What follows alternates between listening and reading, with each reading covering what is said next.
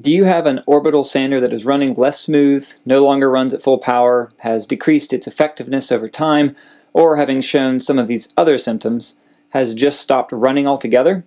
Before tossing it, grab a hand drill, the right bit, and an air blower from a compressor. If you don't have one, try a can of compressed air from your local office store or buy it online. First, remove these 3 screws.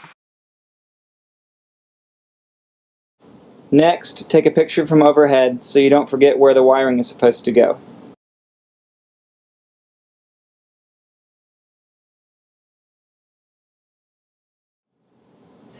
Next, remove this screw right here, this one over here, these 2, and then these 2.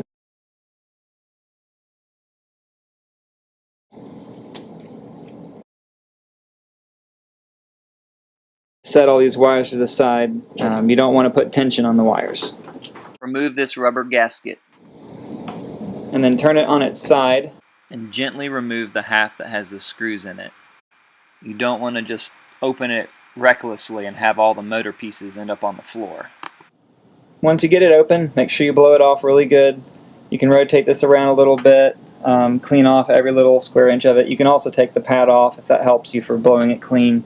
Make sure you blow down inside the crevices, down in here. The dust buildup on these copper stator wires is the likely culprit for slowing down your sander. Someone who knows more about motors can clarify in the comments, but my guess is that the dust could reduce the magnetism between the stator and the armature inside, causing a reduction in torque through the shaft. Just put it back together in reverse. If it doesn't naturally and smoothly fit into place, then you probably have a loose wire somewhere. Screw these 2 screws back in. Make sure you've got smooth rotation.